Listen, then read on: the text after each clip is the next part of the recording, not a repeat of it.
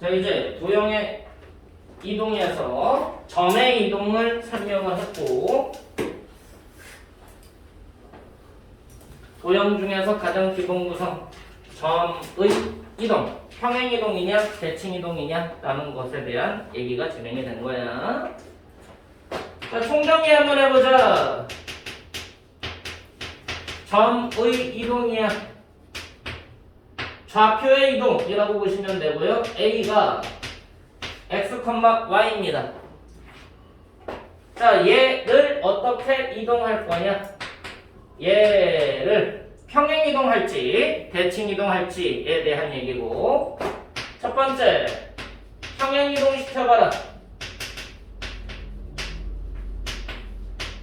평행 이동 F가 있는데요.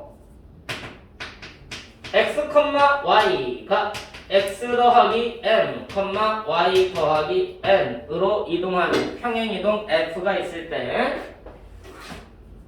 여기도 xy고 여기도 xy니까 여러분들 이걸 상수항으로 보면, 상수로 보면 a, b라고 보시면 되겠지.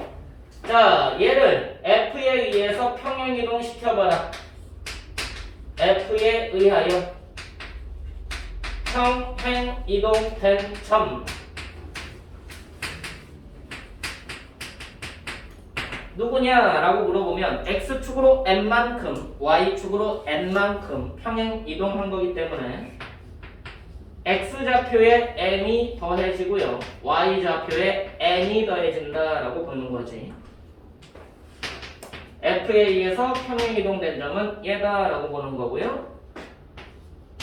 자, 두 번째 대칭 이동 시켜봐라. 근데 대칭 이동은 여러 가지 관점이 있어서 점에 대한 대칭이 있고 선에 대한 대칭이 있다. 그래서 기본 대칭이 있고 일반적인 대칭이 있어. 첫 번째 대칭, x축에 대하여 대칭 이동 시켜봐라. x축에 대하여 대칭 이동된 점 찾아봐라. 그럼 x축 머릿속에 생각하고 a, b를 x축에 대해서 점핑시키면 y 부호가 바뀌는 거였어. 그래서 대칭 이동시키면 어디로 간다? y 부호가 바뀐 점으로 갈 수밖에 없다. 두 번째, y축에 대해서 대칭 이동시켜봐라. 그럼 y축을 기준으로 a, b를 점핑시키면 x 좌표의 부호가 바뀔 수밖에 없었어. 그래서 x 좌표의 부호가 반대가 된다. 부호적 관점이야. 세 번째, 원점에 대해서 대칭 이동시켜봐라. 점핑 시켜봐라. 그러면은 x좌표와 y좌표의 부호가 둘 다 바뀔 수밖에 없다. 네 번째, 지난 시간에 다 했던 겁니다. y는 x라는 기본 직선에 대해서 대칭을 시켜봐라. 그러면은 x좌표와 y좌표가 서로 간에 위치 교환된다. 합동이론에 의해서 b, a로 간다. 다섯 번째, y는 마이너스 x에 대해서 대칭 이동 시켜봐라. 그러면은 x좌표와 y좌표가 부호가 반대가 되면서 위치 교환된다 라고 여러분들이 외우게 되는데, 이 원리는 뭐라고? 점에 대한 대칭과 선에 대한 대칭이라고 방금 설명했던 대로. 됐어? 그래서 여섯 번째, a, b를 기준점을 잡을 거야. 이번에는 아까는 x, y를 a, b에 대해서 대칭 이동한 점을 찾아낸 거죠. 근데 이제는 a, b를 대칭 이동할 거니까 기준점을 a, b로 잡지 않고 p, q라고 나볼까? p, q에 대해서 대칭 이동을 하면 이 p, q가 점 대칭 이동은 뭐가 되도록? 중점이 되도록 잡아내면 된다고 그랬어. 그럼 얘를 어떻게 찾는다고? 얘와 정신 차리고 와! 얘네 둘의 중점이 얘가 된다고. 됐냐?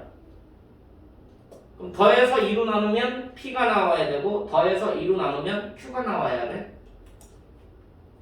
더해서 2로 나누면 P가 된다는 얘기는 A가 사라져야 되니까 마이너스 a를 가져야 돼. 맞아? 그리고 2로 나누면 p가 돼야 되니까 2p가 돼야 되겠지. 그래서 2p 마이너스 a가 되는 거예요. y좌표끼리 더해서 2로 나누면 q가 나와야 돼. 그럼 b가 사라져야 되니까 마이너스 b를 가지고 있어야 b가 사라지고요. 2로 나누면 q가 나와야 되니까 2q를 가져야 되겠지. 나중에 외우게 되는데 그 원리를 정확하게 알고 외우란 얘기야. 까먹어도 그냥 쉽게 찾아낼 수 있으니까. 7번 L이라는 직선 px 더하기 qy 더하기 r 이퀄 0에 대하여서 대칭 이동해봐. 그럼 두 가지 이론을 쓴다고 그랬지? 중점 찾아서 대입하라. 두 번째, 기울기의 곱이 마이너스 1이다. 그게 원리적 설명이라고 그랬어? 이것도 공식이 있기는 한데 공식 어차피 알려줘봤자 그냥 그때만 넘어가는 거라서 공식은 웬만하면 설명 안 해. 첫 번째 이론은 뭘 써라? 중점 찾고 대입해라. 두 번째 이론은 뭘 써라? 기울기의 곱이 마이너스 1임을 이용해라. 여기서 나온 관계식과 여기서 나온 관계식을 뭐 해라? 연립해라. 이게 원리야. 이 과정을 통해서 만들어진다라고 기억을 해야 돼. 방금 설명했던 거다. 그치? 이걸 먼저 정확하게 하고 실전적으로는 이렇게 풀지 않고 이걸 알고 있으면 다른 방식으로 접근하는 방식을 설명할 거고, 실제로 뭐야? 기말고사 때는 실전 해설로 들어갈 거야. 야, 우리 그때 이거 했었잖아? 이게 원리였는데 원리 한번 보고 실전 문제에서는 이렇게 안 풀고 이렇게 풀면 돼. 근데 그것도 원리야. 이게 변형된 원리야. 알겠니? 그럼 그렇게 풀면 되는군요. 야, 근데 이거 공식화시키면 이것도 있어 라고까지 설명을 할 거야. 근데 그 공식은 여러분들이 잘 못 외워요. 이게 좀 헷갈리게 생겼어. 기존에 알고 있는 공식하고 조금 비슷해서 헷갈려버려. 그래서 그것까지 그냥 참고는 하되 그냥 실전 해설로 들어가 이렇게 풀면 돼? 별거 아니네? 라고 알게 될 겁니다. 됐습니까? 이게 여러분들이 설명하고자 하는 점의 이동이다. 그럼 이제 도형의 이동에 대한 설명이 이 다음으로 나오게 되는 거예요. 그럼 도형을 이동시키는 방법이 어떻게 되겠느냐? 도형의 이동? 점도 도형인데 점 말고 또 다른 도형들 뭐 배웠어? 직선, 원 또는 그래프, 함수들. 이해됐어? 직선과 곡선들로 이루어진 도형들이야. 걔네들을 이동시키는 방법. 근데 직선을 직선이라고 배우지 않고요. 직선의 방정식이라고 배우고, 원을 원 자체로 보지 않고요. 원을 원의 방정식을 통해서 배우잖아. 결국은 점의 이동이 아닌 도형의 이동은 방정식의 이동이야. 알겠니? 방정식이 어떻게 변하는지를 보겠다는 얘기야. 점의 이동은 좌표가 어떻게 변하는지를 보는 거고, 나머지 도형은 그 도형을 구성하고 있는, 도형을 뜻하고 있는 방정식이 어떻게 변화되는지를 보겠다. 됐어?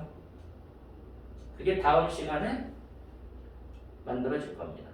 근데 이 내용을 정확하게 알아야 그쪽 개념이 저렇게 되는 거였구나, 좌표가 이동함으로 인해서 방정식이 저렇게 변하는구나 라는 걸 알 수가 있다는 거지. 됐나요?